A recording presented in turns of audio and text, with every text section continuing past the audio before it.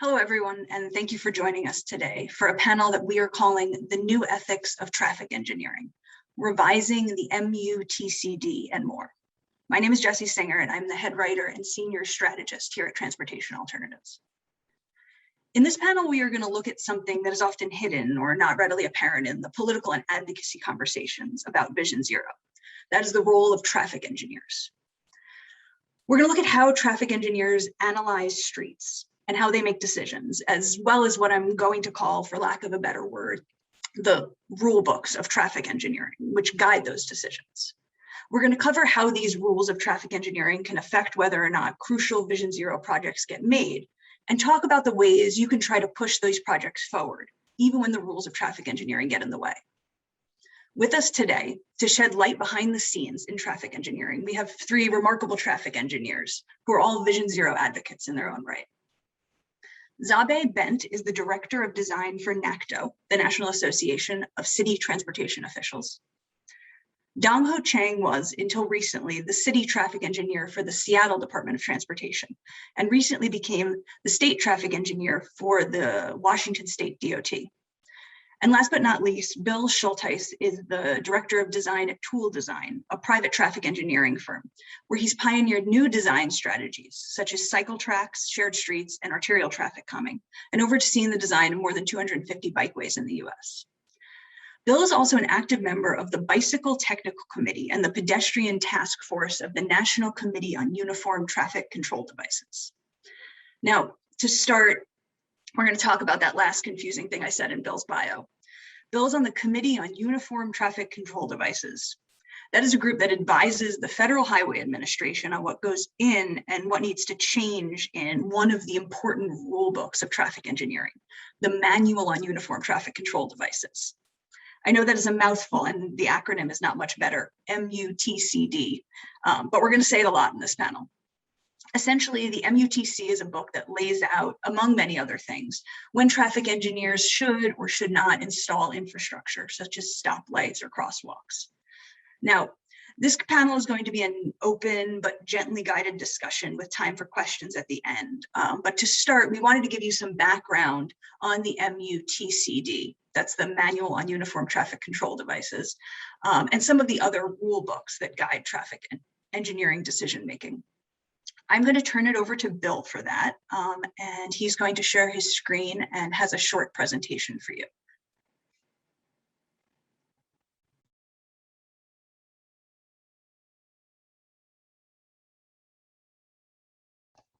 Good morning. Good to see everybody today. So I'm going to give a little sort of baseline to kind of guide our conversation today. These are three documents, manuals that have a very large influence on the way our roads function and work and really guide our industry. This is a question that I really wrestle with a lot as a practitioner. Why is so much energy required for safe roads? Why do we need to have protests to have safe roads? How come it's not a natural, automatic outcome of design processes? And I think it revolves around this question of what and who are roads for. The MUTCD is the only federally mandated and enforced design guide document. And I think that's important to know that. It goes through a federal rulemaking process, and it gives Federal Highway a lot of power over how some elements are applied on our road system. It was created with really good intentions that obviously, when you travel place to place, a stop sign should look the same. And there was actually a moment in our history where they didn't, they looked different. And that can be really confusing and actually dangerous. So there's a uniformity principle in this book that's powerful as an underlying foundation that is really important. And I think everyone would agree is important. The first edition of the manual was written in 1935 and then is quickly updated in 1937. And it had this tension that was acknowledged in it, that there can be a kind of a competition between no delay, travel time efficiency, and safety. And they were not shy about saying that in the text. The car industry at that time period in the 20s and 30s also realized there was a competition on our roadways, and they were under attack because People were being killed throughout North America as we motorized, and there was a lot of public pressure to make our roads safer and for the automobile industry to be regulated. The industry was very successful in marketing and creating a wide-scale campaign that I still see the remnants of today, that addressing safety issues or certain countermeasures will create a false sense of security in users, that traffic congestion itself is dangerous or will undermine your city or your businesses, and that accidents will increase in certain instances if we try to control the speeds of motorists. These are all false, but very powerful myths that to this very day are repeated. The engineering culture was built and made, I often say. Now, the auto industry led the way, but our industry embraced some of those values in our design manuals. And one of the most powerful is this concept that mobility is really about high-speed travel over long distances. It's reflected in the street classification system that is dictated by the manual and then enforced through federal funding mechanisms. That arterials, a primary purpose of an arterial is moving all that traffic, regardless of context of where the location is. You see that reflected in the actual text of our foundational design manual, the Green Book, which dictates roadway design.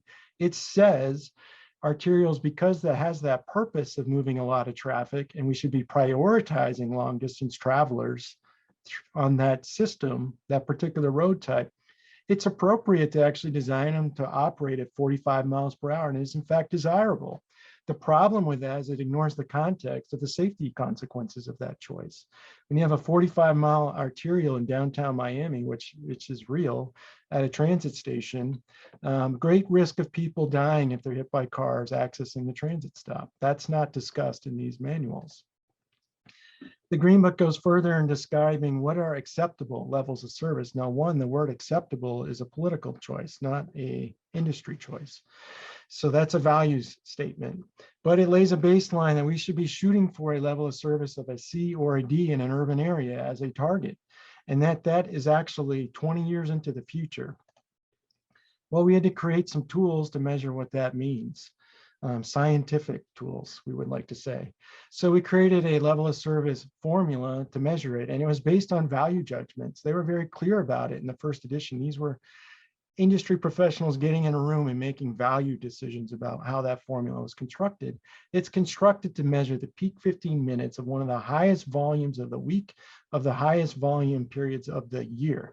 So it's the peak of the peak of the peak, really, and it's sold as being a conservative strategy. I'd say the word conservative is generally not used when you're talking about peak of peak of peak in our society.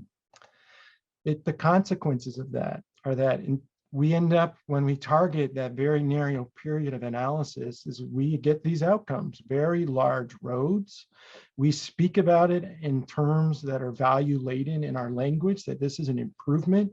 It's going to make it safer. It's going to help quality of life, when in fact the proof of 100 years is that it makes it more dangerous, harms community life, harms economic activity, and actually harms property values. It's codified in the MUTCD, that concept, again, that mobility is high-speed travel over long distances and how we set speed limits. The MUTCD, a federally mandated by law document, states that if you're going to set a speed limit, it should be within 5 miles per hour, the 85th percentile traffic speed. That's allowing the rule breakers to set the speed limit. And our industry went a step further in defining how to do the traffic study, that you should be picking a spot on the road where the speeds are the highest. Don't measure it at a location where speeds could be impacted by a signal. So again, very extreme guidance. We used to say to mark crosswalks at all locations where you expect pedestrians in urban areas. And in the 70s, there was some really biased research that said that creates, again, a false sense of security, a myth. And so then it led to changes in the MUTCD to say crosswalks should not be used indiscriminately, which now is a rationale for public officials saying we can't mark a crosswalk. It'll make it more dangerous if we do that. And so you see people get hit and you find there's a reaction. We don't know what to do. So we're just overwhelmed. Solutions are effusive. Well, let's dig into that. In 2016, Robert Grossman was killed at this very location, crossing the road. It was noted by the police he wasn't in a crosswalk. Now, our profession talks about the magical unmarked crosswalk as a real thing. There's actually a legal unmarked crossing here by state laws in every state. However, the police don't recognize that. The public doesn't recognize that. The only people that recognize it are our industry. So he gets off the bus at the bus stop. Well, he needs to cross the street because he got on it maybe at this location in the morning, but when he comes home, he's on the other side of the road. He had to cross this road. The speed limit at the time of his death was 45 miles per hour. After he died, it was dropped to 35. So again, 45 is what our policy says is what we need to do on arterials. There's no marked crosswalk. He had to cross 7 lanes of traffic. It's nice he had a median. It's kind of a ditch, but he could get in the ditch. But then he had to cross 4 lanes on one side, multiple threat condition. There's no street light. He got hit at night. We know darkness is an issue. The sidewalk walking along that road is terrifying, and it's not well maintained. So imagine that in winter with ice, or the road, and you plow 4 lanes of snow onto the sidewalk. It's buried. And lastly, there's no traffic signal. And we know with those 6 underlying characteristics, this is a high-risk location at a bus stop. We know that factually. We know that through research. We know that through science. And we can predict that this is a location that's going to kill people crossing the road. And sadly, the most traumatic thing is 5 years later, this spring, his wife was killed on this same road, 2 blocks away, getting off a bus going home. I can't think of a more damning circumstance than that to kill a family at the same road. And in 100 years, we've killed 3.8 million people in this country. So when you think about it, you would think with that kind of carnage and those kinds of results, we would have safety as a foundation of our design manual. So let's look at that. Safety, there's one safety warrant for installing a traffic signal in the MUTCD. It was written in 1937. And it said that you may install a traffic signal in response to 5 people being killed at a location. In 84 years, we never saw a reason to change that. And I can promise you in 1937, that was made up and it wasn't based on research. And somehow with all of these results of the deaths and fatalities, we have never seen fit to modify the one safety warrant in the MUTCD. And it's ironic because you can compare that to 2 other warrants. It started with 1 and now there's 2.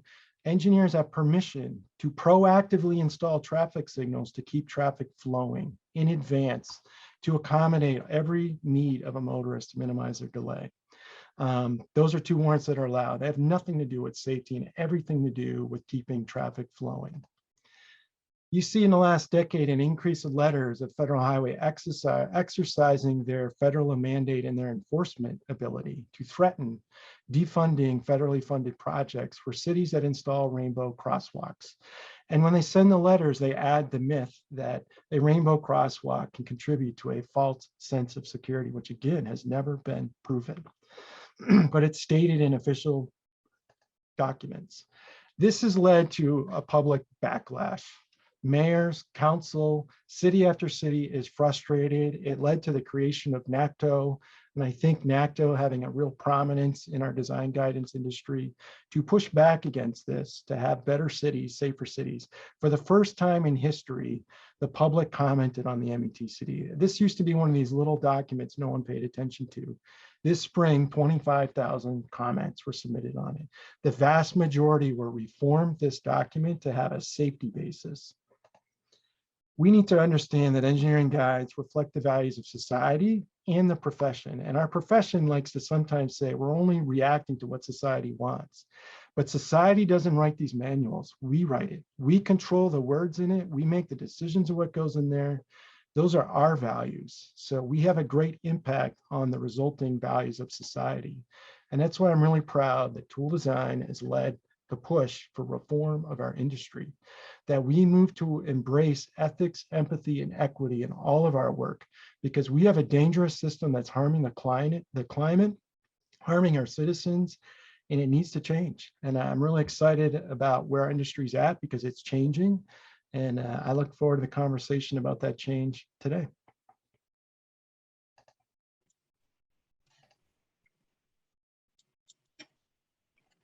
Thank you so much, Bill, for that incredible rundown. To those of you watching at home, I know it's a lot to take in, but our panelists will take it slow. To start, I want to ask Zabe and Dongho if they can help us understand some real world examples of these rules in action. Zabe, maybe you could start us off by explaining how the traffic engineering rules that Bill just ran through appear in your work and in what we as users see on our streets.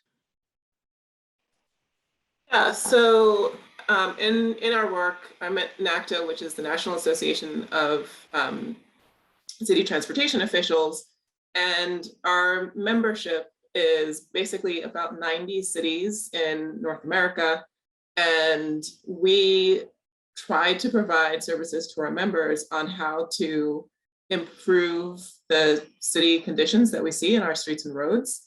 And we also very specifically, and Bill alluded to this, created a document that creates an urban design guidance.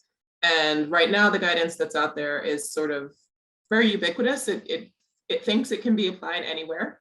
And the goal of the NACTO guides is really to make sure that there is an urban application of what tends to be sort of rural or highway-like design guidance. And one of the things that we note is that there's a tension between the acknowledgement that, you know, in urban environments, there are people who are always interacting with each other, no matter what type of vehicle they are in or not in, versus a highway environment where you really mostly have cars on the roadway. And what we try to do is figure out how do you actually implement what you're seeing. And you know, many of our member cities and engineers, planners, you know, staff members in general have expressed some concerns that essentially the way that our system is organized now, it is permitted for the most part to design safer streets. It is permitted for the most part to, you know, create better connections to transit or for cyclists or for pedestrians or what have you. But it isn't easy. And that's really the issue that we're seeing now, that, you know, as Bill was saying, in order to get a crosswalk in, you have to prove that you're not creating additional delay at that location. You have to prove that, you know, you're not creating additional harm or issues for the drivers, instead of really flipping the paradigm so that we can prove that we are making it safer for all users of the road. Therefore, we shouldn't have to jump through hoops. And that's essentially what's happening now, that you are allowed to do these things. They're 100% right that, you know, most of the interventions that we would like to see in our streets, you are allowed to do them. There isn't a lot of funding for them, or you have to provide additional research, or you have to sort of prove that you're not creating more slower, you know, delay, what have you, on our streets. And we'd like to see that paradigm shifted, because 80% of the US population lives in an urbanized area. It should be easier to make city streets safer. Yeah, so Jessie, I think creation of NACTO is really the impetus for why we need to rethink our engineering profession. I think there is a huge movement right now, especially with the pandemic and what we're seeing for in our everyday streets. If you're going out for a walk, you see that inequity. You're walking on a sidewalk, someone's coming next to you. What do? You walk in the street to get that space, right? So that you can be safe, that you are having that physical separation. In an urban environment, that is impossible to do, right? So you got so many people, and that allocation of space and how it's utilized really reflects our societal value and who we prioritize, what mode we prioritize. And our laws are set that way, so that if you are walking in Washington State, if you're walking in the sidewalk, and then you decide to step into the street, you're actually in violation. You're not allowed to be in the street. The sidewalk is the space for you. in a residential area as you're exiting a vehicle, you're actually violating the rule of the law, the way that it's written. So we really had to rethink the paradigm. And an example that really highlights this inequity is as we're thinking about how we develop our streets to serve people, we are reactive rather than proactive, right? And so we get penalized if you think about, hey, there is a development that's happening here, and we want to make sure that we have a facility that's safe so that people can cross to get to the bus and cross back, right? And so we have to go through the manual that says, hey, have we had 5 collisions here? No. But if we want to prevent that from happening and proactively put something in, there is the fear from an engineer and from the municipalities, like, hey, we put this in and then a motorist got into a rear collision. Because of that, hey, tell us, show us how you determine why this signal was put in and the crosswalk was put in. We say that, well, we haven't had the collisions here, but we want to be proactive. That puts people at risk, the agency at risk, puts the city at risk, ultimately society at risk, right? Because now you have someone hurt, you want to be proactive, and you get penalized for it, right? So really the paradigm really has to shift. We need to be much more bold, and as a profession, someone just said, does the engineering profession, as a professional engineer, do we have a professional ethic? And we do have professional ethic. Our ethic is do no harm. Safety is our paradigm, and the way that we define safety is for a vehicle rather than for all modes, right? And the most vulnerable mode we ignore. All the standards that we look at is geared towards that vehicle. Even in my state, we do not put in sidewalks there is actually a rule in our constitutions that says that the transportation funds cannot be used for any other purpose than for motorized vehicles, which it tells us that that paradigm really has to change at the societal level, at our elected level, to really think about what do we value, and how do we ensure that we provide the resources to reflect the societal values. I think the ethical proposition that you're getting into here is really interesting, and I want to explore it a little more with a real world example, if that's okay, because I think folks don't necessarily know how this works. So Bill, maybe you could start us off. If a community is clamoring, say, for a crosswalk at a traffic signal, how does a traffic engineer decide whether or not to go forth with that? And if you can include kind of the idea of warrants in there, I think it would be helpful for people to know. Yeah, and I think there's a question that just came through the chat on this. The Zabe studies is powerful. Some of the best research that come out in the last 30 years, but that study is abused. So in the 70s, there was a research study that came from San Diego, and it said crosswalks create a false sense of security. Well, what it was research that people were crossing a road, and they did an analysis after the fact. Everyone was hit by cars. They found that most of the people hit were almost, imagine crossing 7 lanes of traffic and you're hit on the 7th lane. They had almost made it across the whole street. But that study blamed all those people and said, well, they had a false sense of security of trying to cross that street because it was a marked crosswalk. And at that time in the 70s, they didn't have signals or other measures. It's just only a marked crosswalk. Well, that study went on in legend in our industry, and still today, people refer to it, not knowing that's what they're referring to, is that statement, a false sense of security, came from that study.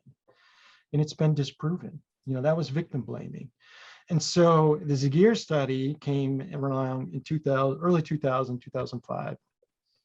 And it kind of revalidated some of the findings, but it was more nuanced. And it said, look, you can't have people crossing a Georgia Avenue where the Grossmans were killed unless they have some other thing besides a crosswalk. It's not enough. You got to make drivers stop. And we have tons of studies that show once motor vehicle speeds are over 30 miles per hour, once there's multiple threat conditions, you need a signal or an activated device. And the problem in our profession is we don't want to spend the money. We've built an enormous system that's incredibly dangerous.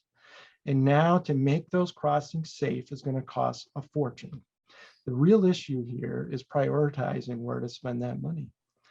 And that's the problem. And our industry internally is really struggling with how to address that head on, because those conditions are known factually to be dangerous. And so I was just reading a research report the other day of like hiding our liability. We can't admit they're dangerous. It'll add liability, we'll get sued. And it's a trap. So we have an entire dangerous system we have to retrofit that we know is dangerous, but we can't say it's dangerous. And you know, we know these places need certain countermeasures to be fixed, and we can't demand it. So then you get the citizen saying, I'd like a crosswalk here. How do I get it? Well, the engineer says, I'm going to check how many people are using it. Well, there's not enough. Doesn't warrant it. There's only 5 people trying to cross. And that's where you get in this trap. You wait for them to die. The second a person's killed, the crosswalk's installed, the signal's installed. We're very reactive, and we're very much willing to respond to death after the fact. If we're ever going to achieve Vision Zero, we got to get to a place where we can stop it before it happens.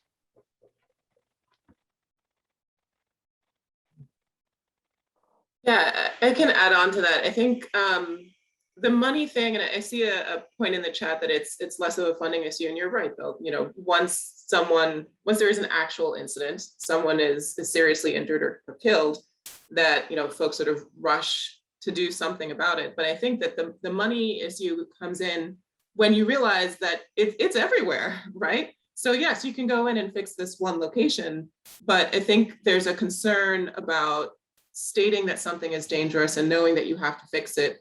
And then also setting the precedent. If you know that there's an issue here, that means that you have to fix it everywhere. And we don't fund transportation at a local level enough to fix everything at the same time. And so then we have to deal with all the priorities. And now comes in this question of, you know, either geographic or demographic equity and a whole host of other issues.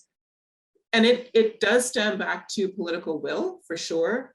But I think what a lot of engineers are struggling with is this setting the precedent, knowing that by acknowledging it here, it means that it's going to be available everywhere else. And that's a lot of weight for an individual engineer to take on. But if as an industry, we decide to make this a priority and embed it into our everyday practices and embed it into our standards and our regulations and have our policymakers acknowledge that, it allows people the freedom to say, I actually can do something about this, that this is within my engineering judgment. And this is something that I think a lot of engineers, either because of the way their brains are wired or because of, you know, some other thing, you know, it's like, okay, well, here's what this specific document says that I'm supposed to do. And it's quite honestly sometimes unfair to expect an individual engineer to be the one who goes out on a limb. But the more experience that you have, the more backing that you have within your community, within the system to say, we're going to make it easy for you to make the right decision here. We're going to make it easy for you to implement the right solution here. The easier it will be and the more frequent it will be that engineers will actually make those decisions. Right now, our system does not make it easy to make those right decisions. I would say that so Seattle was one of 30 cities that looked at the marked crosswalks, safety effects of marked or unmarked crosswalks in 2001. And as we were getting the data, Peter Lagaway, a amazing individual. We're so lucky to have his guidance in our profession. He realized really quickly in Seattle how the data was showing that, you know, marking a crosswalk on a 4-lane section with certain volumes and speeds were putting people at risk. And so Seattle did the right thing. We informed our elected officials and said, hey, this is what's happening. This is what our study is showing. It's not finalized yet, but we have 856 crossings that we looked at. And yeah, at 84 of these locations, we have to remove them and revise them so that we can replace and so that we can make it safer for people to cross. Imagine going to a community and saying that, okay, we're going to remove this crossing, this marking to get to school. Huge backlash, right? So it requires the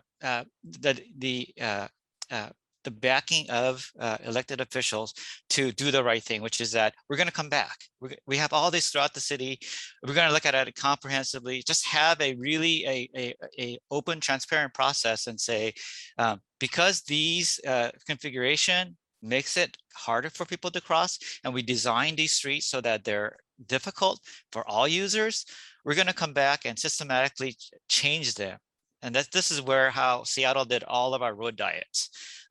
From these 4-lane sections to a 3-lane section with refuge and the right treatment at the locations. And we addressed all those locations that were not non-compliant. It takes a brave individual to raise that up to the flag, but it also now, what we are seeing at least in Seattle and other jurisdictions like New York and other cities, people are now aware of the study. People know what is the things that can make things easier for people to cross and safer to cross, and how to change driver behavior and lower the speeds of the streets. And so it's really incumbent on us, on our industry and the profession, to recognize that now, right? I think we're still in a reactive mode.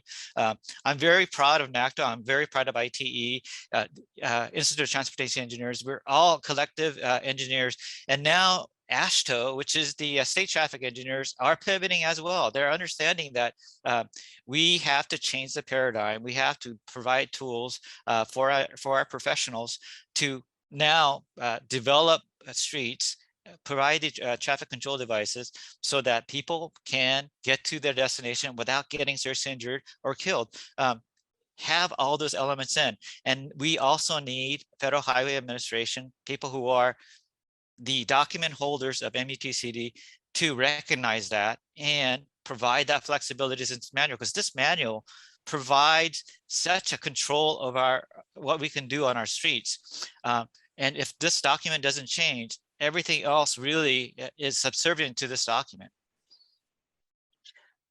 Thank you, Dongho. It's so nice to hear hopeful stories. And speaking of which, I certainly was really inspired by the fight to change the MUTCD, and it's certainly what inspired this panel. But I wondered if we could get a little background on that. Zabe, could you give us, since NACTO was such a leader in that effort, a background on trying to change the MUTCD? What happened? Like in the last few months, or what's happening now? In the last few months. So, I mean, one of the issues, and I think there's someone in the chat who's raised this as well, is that it takes a long time to update a document like this. This is, in its current version, between 700 and 800 pages. It is, you can go online and download the current version, especially as it's available. The public comments are still up there. And essentially, it's been about 12 years, even though it should be every 5 or so years. And that means that there are sort of interim, they're called interim approvals. They're sort of interim steps to sort of, put a Band-Aid on an issue, or to recognize that there are some changes happening in the industry. But each time it's opened up for sort of a revision, they try to figure out, how do we incorporate all of these interim approvals into the overall document? And I think that's one of the things that people were concerned about, is that, the interim approvals are not invariably, but almost so, about the sort of more vulnerable users or other road users. Getting red lanes for buses, for example, took years to get an interim approval, and you still have to go through a lot of research in order to get it done. And so when it was advertised for revision and for public comment, a lot of people saw an opportunity to say, let's not just incorporate all of the research and all of the sort of interim guidance that's been out there, but actually figure out, what is it going to take to make this document a proactive safety document. We have an administration at the federal level that is all about, safety and sustainability and equity. And this document, this could be an opportunity to make this document sort of jive with that. And in the previous iteration, there were about 2,000 public comments on the document 12 years ago. And as Bill noted, there are tenfold that, 25,000. So we know that there is an opportunity here.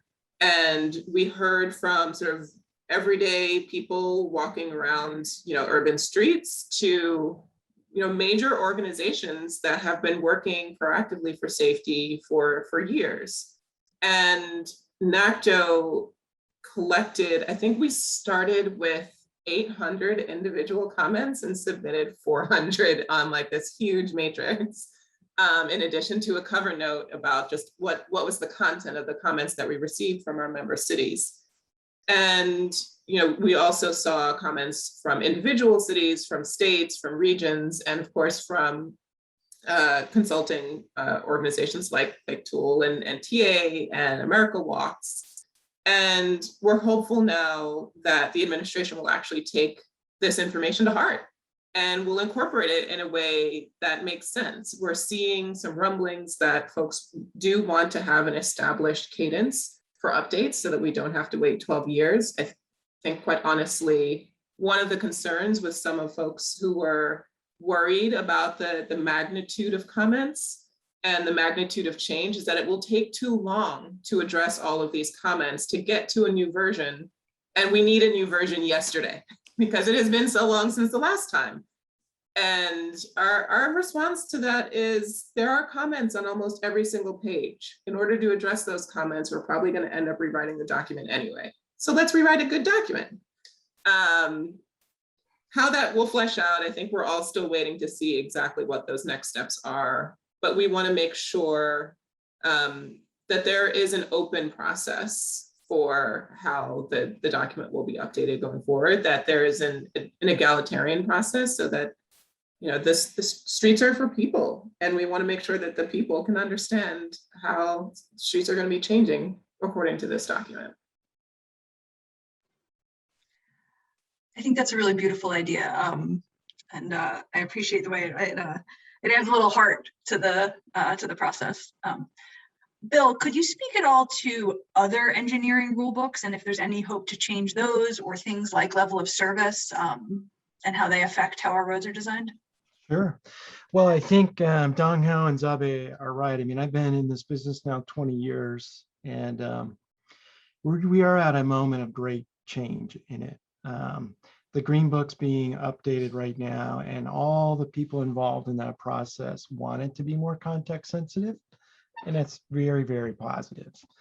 They recognize that a lot of the structure of what it was problematic. The thing that, so I think that's great. We're moving, there's a lot of, with Vision Zero led by the cities, being embraced by the states, and the federal government's leading on this, and NACTO, there's a recognition we need to not be reactive and become proactive. The thing that I do observe though is habit. We're an industry that likes small iterative change. Big change is scary. Blowing things up and redoing them is scary. It's hard to wrap your head around it. And we have some systemic things that need to be revamped. The funding is a huge thing that's out of our control. A lot of this stuff is hardwired to just stay on autopilot. Even the new transportation bill doesn't change that too much.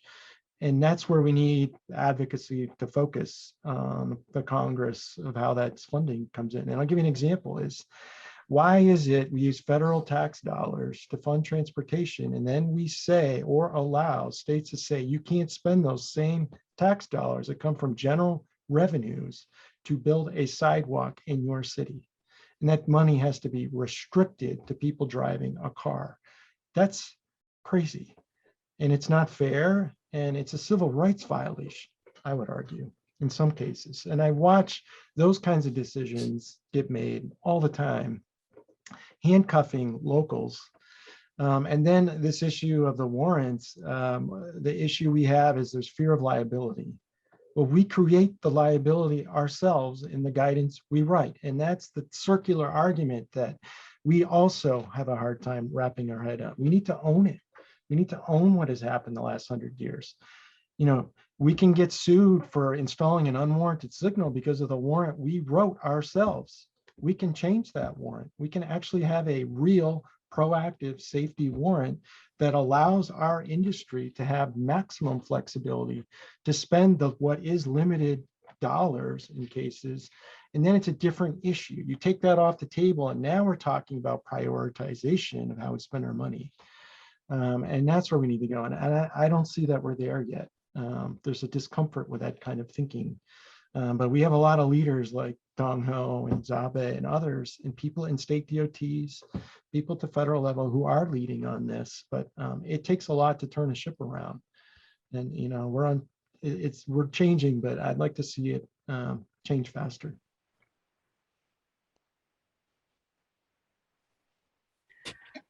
I think I can speak for everyone following along with us that we're all really grateful for your leadership on trying to change these documents. One question I have for all three of you is, until we get there, and I'd like everyone to answer if they could, what can non-engineers and advocates do when these rules shut down progress on a safety issue in their municipality? Like, what options are there right now for people who aren't engineering expertise? I can speak for what's happening in my community, and it's phenomenal. We have a neighborhood activism, people standing up and saying this is not right.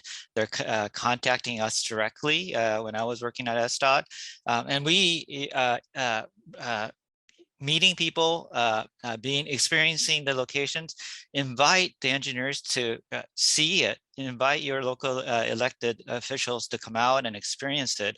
We're right now so fortunate in Seattle and communities like New York and all the major cities that see a need for change and are organizing and volunteering so much time and effort and passion to make sure that the servants understand what the needs are and that the policies and changes are made. So Seattle Neighborhood Greenways in Seattle, amazing. We have great publications who are just exploring the issues to the minute details that I've never seen before, and just bringing light to the issue and making sure that we as a community understand the issues and then how we can move forward. And changes are happening because of that.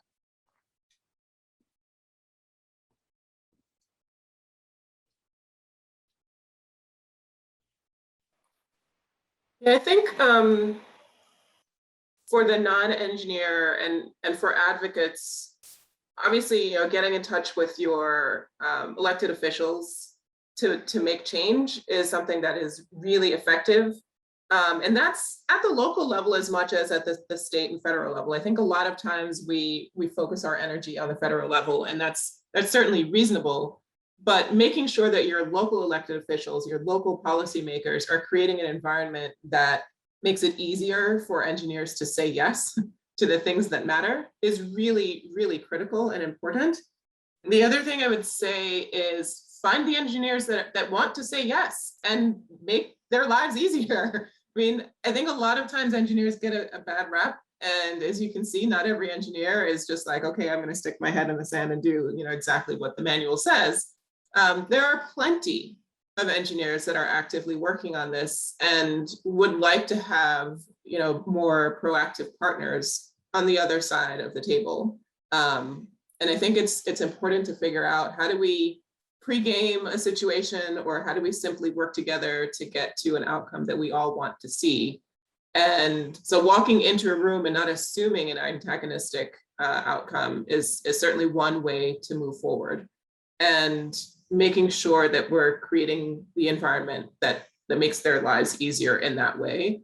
And then figuring out how to not do that, in a case where you don't have someone who is working for the towards safety, I suppose, is to figure out how to remind them that our job is about people. Like, transportation is not just about putting cars on roads. It's like saying, oh well, the buses could run faster and on time if we didn't have to stop to pick up people. It's like, that's your job. That's the point. So like, reminding us all what the point is sometimes really helpful. And I think sometimes we forget about that because we're trained to just say like, okay, this is an equation that we can find the solution to, but the solution is about people. I think that's spot on. I mean, I'm fortunate. I get to do a lot of trainings across the country, and with engineers at the city level, the state level. And when I go to those trainings, 90% of those people are very excited to change, do something different. They want their community to be safer. They want it to be a better place to live. And it's just this weird loop we're in of getting some of these documents to be more flexible. And I find that where there is flexibility in the documents, the barrier at times is engineers are uncomfortable doing something new for the first time, that there's a natural inclination to not do that. And you got to get over that resistance. And I always say that, you know, you'll find an engineer maximize their engineering judgment, which we're allowed to use and should use to problem solve. The engineers that are the most creative are the ones that spend the most time with these manuals and really understand the flexibility, and they understand the research, and they've listened to the community, and they're very well rounded. And those tend to be the most impactful, like Dongho. You know, you saw what he's able to do in Seattle. I think that, you know, taking the Zabe study and saying, look, we're going to remove these crosswalks, but we're going to come back and make them safer.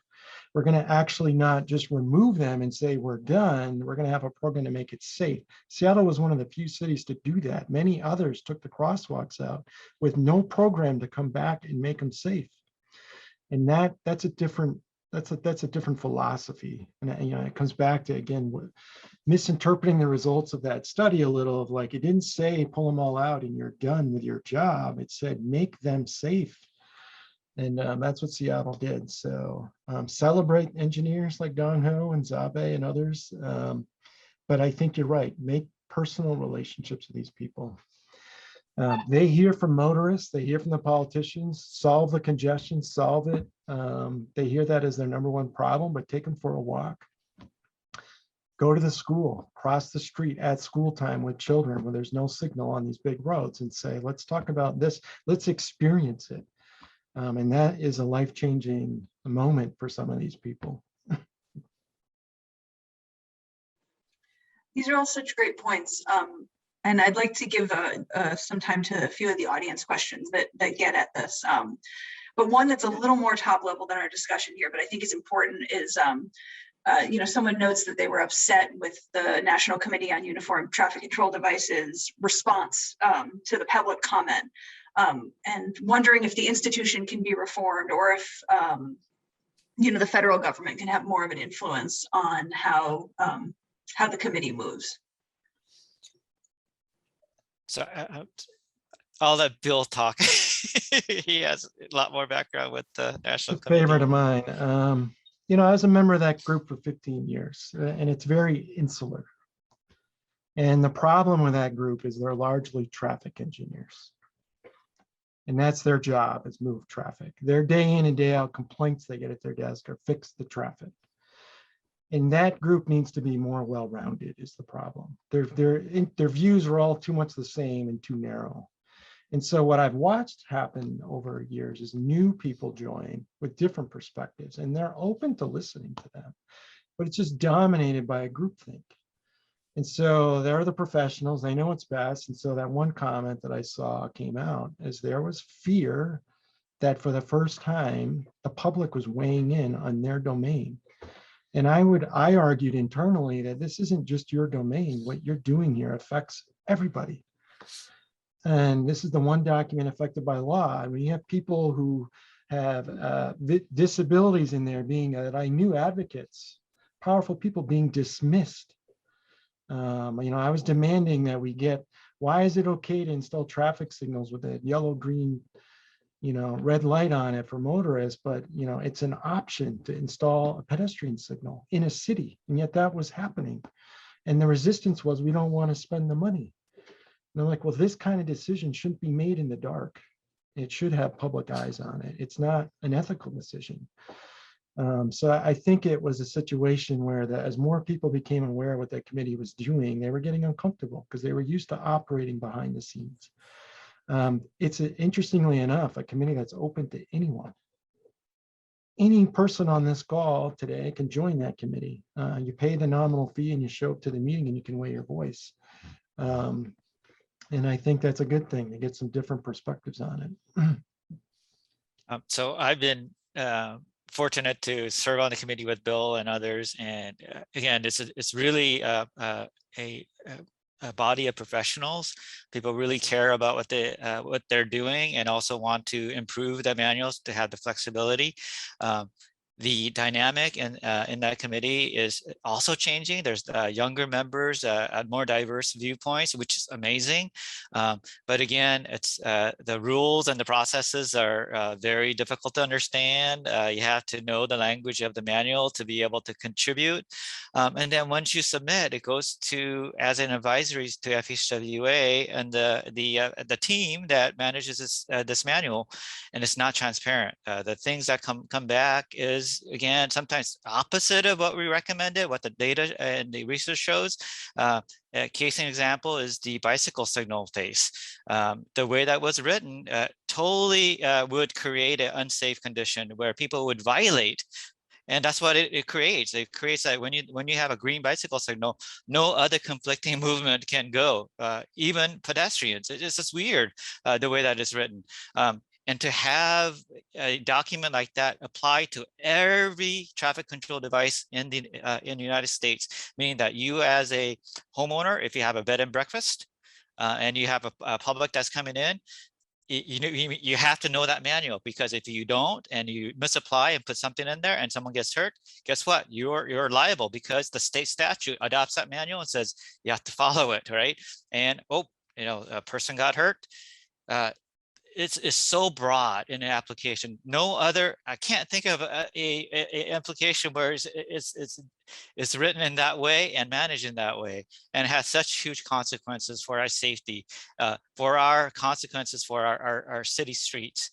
And it's really incumbent upon us to daylight that and demand accountability from the team that's managing that, the process that's creating this, and open it up and make it so that it serves our communities better, because the consequence right now we're seeing is not good. Thank you, Dongho.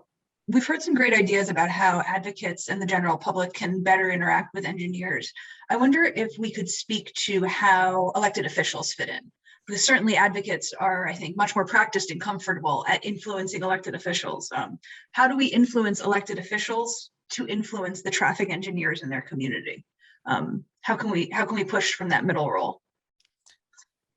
So working in Seattle and now with the state, elected officials have everything that we we serve them, right? Because the community elect the elected officials, and then the policy and the resources.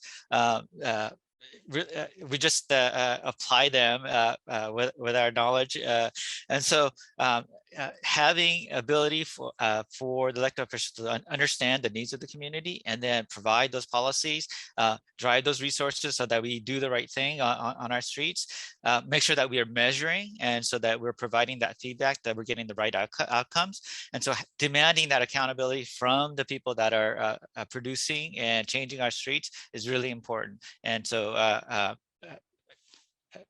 requests from the elected officials, talk to them, and to have them hold everyone accountable in terms of, what are the dollars that are being spent in your transportation agency? Is it delivering the right outcome? If not, you need to change, right?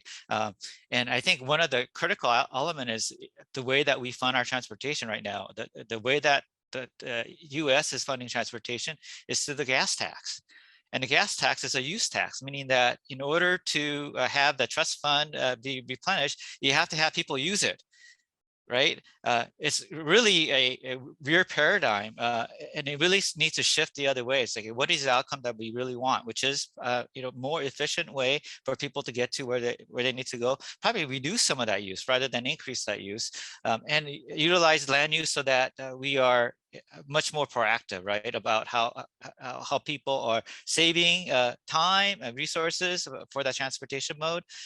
So just really rethinking how we are nationally funding transportation, how those policies are developed, and then also really thinking about the laws that we have for the mode that we really care about, which is the pedestrians. Yeah, I think the other point there is to remember that it's not just about the funding, And I think a lot of people are really focused on making sure that we get enough funding to do whatever the projects are that we want to do. But I think this panel, you know, that all the different documents that we're talking about today is about process, right? And it's about making sure that people actually have the ability to do this work in a timely manner, right? I mean, one of the biggest concerns with the infrastructure bill is there's all this new money, some of which is going towards things that we don't necessarily love at all, and other things that are, you know, providing more dollars, but they still have to follow the same processes in order to get those dollars. They still have to follow the same processes in order to get projects approved. And what's likely to happen is that the projects on the books that are already approved are going to move forward. Are those the right projects? Are they connected to the right outcomes? And those are the things that I think we need to remind our elected officials about, because again, the goal should be to make sure that we are actually implementing projects that satisfy our goals. So if we know that we're having counterintuitive outcomes or just bad outcomes, we need to make sure that the projects that we're building can actually improve the quality of life. And it's not just about making sure that the dollars are there, it's also about making sure that we can build transit, you know, efficiently and quickly, that we can build pedestrian projects, we can build bicycle projects. And right now, our processes are pretty onerous for those types of projects. I think we should all question how we are funding pedestrian infrastructure. It's really a critical discussion that we're glossing over. How is sidewalks maintained? How are they built in your community? And it's really, I think nationally, what we're seeing is that it's really up to the property owner to build, which is an insane concept, and that the property owner needs to maintain it. We have to have a comprehensive system where that is the priority. The people who don't have ability to drive, they have a safe infrastructure, and it should be the government's role to develop those and maintain and keep them operating in a manner that's same as for vehicles. I agree. I mean, I think one of the things that we are focused on, again, when it comes to money, is that capital dollars. We need to spend a lot more money on maintenance. We need to spend a lot more money on state of good repair. I mean, that's going to mean definitively more money for pedestrian and bicycle infrastructure. It's also going to mean more money for transit, right? Like, we need to fund transit if we're going to have a sustainable, safer, more equitable future. And that does mean that we can't tie all of our budget to sort of ribbon cuttings, right?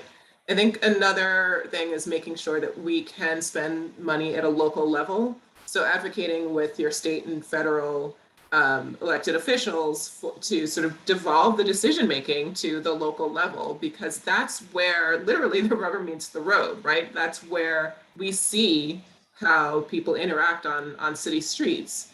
And those decisions should be made according to local policy. I've seen a lot of great questions of how do you interact and teach with engineers and whatnot. I mean, I use my Twitter feed to educate. And I'm amazed at how many mayors and councilors and Congress people I interact with kind of privately who are learning and trying to speak to them in ways that strike at the values. You know, what are the outcomes we want, the values, and demystify engineering a little bit. And I think it's a way to connect. I have found social media to be very powerful in that way. Very surprising to me, actually. And I think that's another place for advocates, again, in the sharing of information is powerful, and just showing support. I always say it's a three-legged stool of how do we make change. You need the government support to do it. You need good, generally in the way we work, consultants who know what they're doing. And you need strong advocacy. And if you're missing any one of those legs, you have a problem. Generally, things don't get done. And it's working with all three. And strong advocacy that shows there's demand for support, gives people permission to take chances, gives the politicians permissions to take risk. I think those are things that people should try to do.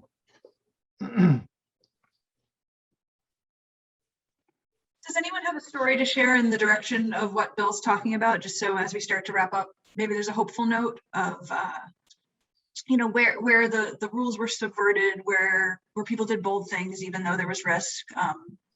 Is there a town or city where you've worked that? Yeah, I have a really I think a highlight of my professional career was having the community come and demand, that I need to experience the street and see what the community is experiencing, and then talk to all the stakeholders to come up with a solution. So Rainier Avenue was one of our old state highways, 2 lanes, very high volume, parallel to a freeway. So it was a commuter route, but that went through these really amazing community centers, right? So these neighbors, Columbus City and Hillman City, and many others. And what we were seeing along that street was, just very aggressive driving, just because the way that the infrastructure was kept to keep traffic flowing, and people were driving too fast for conditions, and it was having really severe consequences. And all of the intuition from the engineering toolbox said, don't do anything here. The volumes are too high. You got to maintain those two lanes. When you experience it out there, we realized that it wasn't serving the community well. It wasn't serving the people who were driving on that street well, right? Because people were getting into horrific crashes, 1 per day that we were seeing. And the consequences was that these crashes were taking long time to clear because they were so severe, right? They were taking an average of an hour to clear because of the multiple injuries that were involved. And so, and what we learned from that process was that we were not hearing from the community that didn't trust us, the government, and that what we were hearing were from people who had the loudest voice. They said, "Don't change anything. You're going to make it. You're going to kill the businesses. You're going to kill the neighborhood streets." And those are all valid concerns, but what we weren't addressing was what was actually happening, which is that along that corridor, Route 7, bus route 7, second highest productive route, highest ridership route in the city, serving our most diverse, low income people who do not have vehicles. They depend on that. And so when we went out and talked to the community, what we heard was that bus service was really important, that they need to cross the street to take the bus. They needed to be able to have a reliable transit service. And so focusing on that and realizing that if we concentrated on improvement for pedestrians and transit, that we can make this work. And the results were phenomenal. What we found was that once we made the change, again, these were the 2 lanes in each direction. We all know it doesn't work very well. We revised it, and then locations where we saw the congestion points for the buses, we created bus lanes and bus queue jumps. Vast improvements for people who were living in that area, vast improvement for the bus service. We actually saved a minute for transit travel times. And the results were pretty much do more of it along the entire corridor, which the city is now doing. So amazing. Just have your people who are serving you come out and experience it, have them provide the analysis so that you can make an informed decision as a community. And then what we had there was a phenomenal support from our elected officials saying, go ahead and do this, because this is something that was very needed. I have a really quick, I think that's a great in-depth answer, Dongho, and I think Seattle's doing amazing things. I would just say that a broader response to this for those who are sort of not in Seattle seeing the amazing things that they're doing, or DC or so many other cities, is to realize that there are a lot of cities that are going out on a limb, right? So every time, in the last 10 years, whenever you've seen a red bus lane, that required someone to say, I know that this is the right solution, I'm not going to wait on this. That required some kind of sort of policy decision and engineering decision. Wherever you see the colored crosswalks, whether it's a beautiful stamp in Oakland that is Chinatown focused, or it's a rainbow crosswalk in the Castro, that is not currently MUTCD compliant, right? So they had to go out on a limb there. There are examples in so many different places. Contraflow bike lanes, bike signals are a big, contention right now in the current draft. Like all of these things are examples of cities that are trying to do the right thing within their judgment. And again, is permissible with some wrangling with the existing document, and they're going out on a limb. Our concern is that not enough cities are able to go out on a limb because they either don't have the political backing, or they don't have the funding, or they simply don't have the resources to do the analysis that's required. That's what we're trying to do here, is to make sure that everyone can do these things without feeling like they're going out on a limb. But a lot of people are, and I think it's important to note that. I think that's a great point, Zabe, and it's good to remember that those things that maybe seem small are actually going out on a limb and are very brave, on those cities' parts, and that's really good to see. I just have one more question, and then I want to give everyone a chance to make a closing statement, and Bill, maybe you can start us off with this. Someone asked if it is time to have a Hippocratic oath for the traffic engineering profession. And I know traffic engineers do take an oath, but maybe we're talking about something more. Is it worthwhile? Is it needed? Yeah, well, I mean, Dongho kind of spoke to this earlier, but right now we all do sign up to an ethical mandate. I guess you could escalate it to an oath where you raise your hand and swear on something. But yeah, and what I say is that we forget about it. We hide behind excuses. And I say that what we should do as engineers is embrace our ethics. Use that as your excuse to do what you need to do the right thing. Let it empower you and not live in kind of fear of liability and all this noise, I call it. When you're working on a design project and you're going to install that new traffic signal, and for whatever reason, people are saying, well, we're not going to pay for the sidewalk or the pedestrian signal, that's a moment for you that's testing you to speak up and say, this isn't right. Ethically, this is going to cause a problem and we should do something about it. And we're missing those moments 1,000 a day right now because we're spending that money and we're making these decisions and we're not making improvements. Every one of those needs to not be a missed opportunity. So we should just own our ethics, speak up, and that will drive change. I like that idea of raising the bar for professional engineers. Again, we like others are licensed to practice our profession. We do take a ethical as part of that, but it needs to really reflect that's that do no harm, right? So and have our industry really holistically address that, because I think we've ignored it. Just like Bill said, we use standards and guidelines as it's like, hey, I did my obligation, and sometimes we're making conditions worse by not utilizing our engineering judgment and what we know is the right approach. I am going to go on a limb here and say trust but verify. So I want a two-stage system.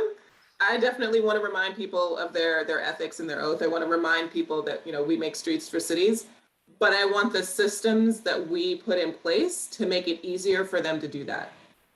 Every single day, someone makes a decision about what to sign off on or what not to sign off on, or how to talk about something or how to design something.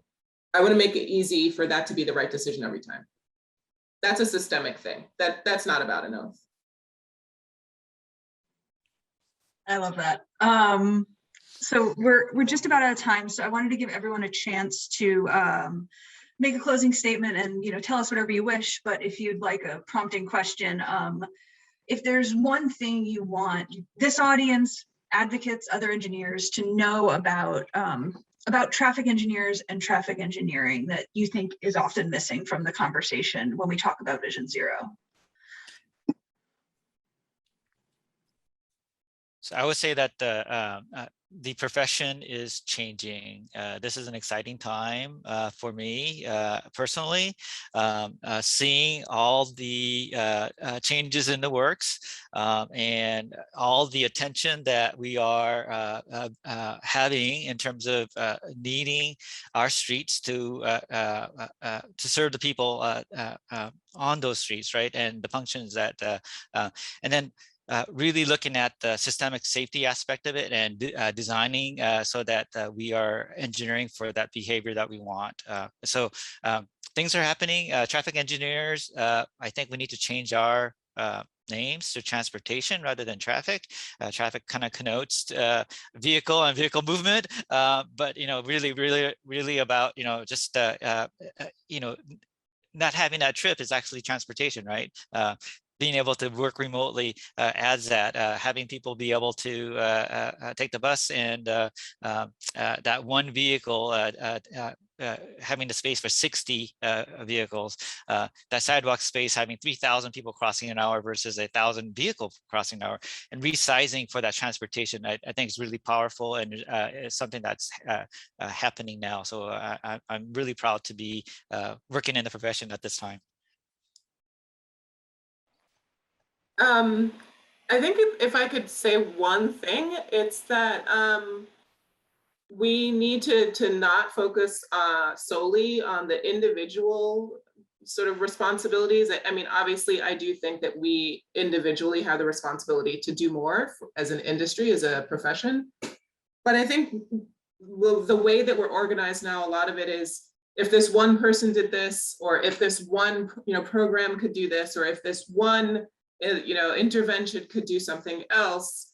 And I really think it's important to make sure that our systems are doing the work. It's the system that needs to be changed. It's the system that needs to be overhauled.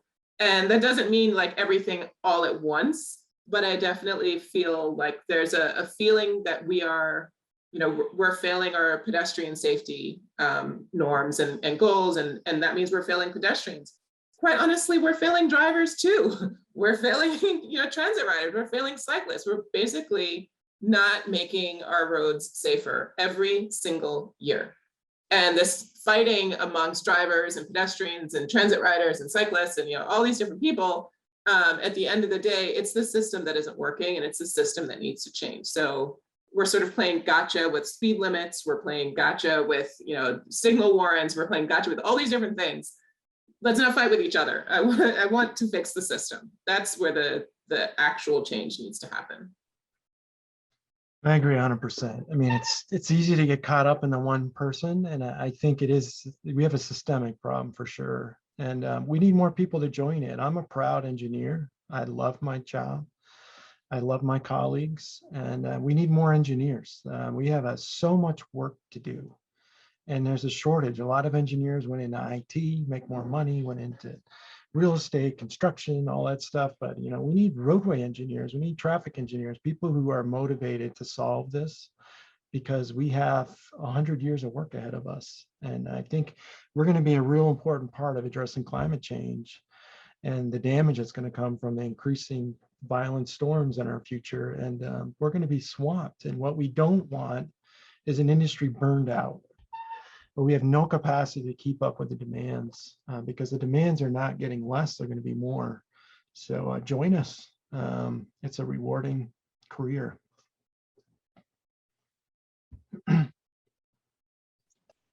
I like that we can end on an engineering recruitment message. That's a beautiful idea. What a powerful conversation. We're so lucky to get to learn from these brilliant thinkers at the forefront of shifting how traffic engineering works and what traffic engineers stand for. Thank you, Zabe Bent, Dongho Chang, and Bill Schultheiss for sharing your ideas with us today. And thank you to everyone who joined us. Everyone have a great time at the rest of Transportation Alternatives Vision Zero Cities Conference, and I'll see you around.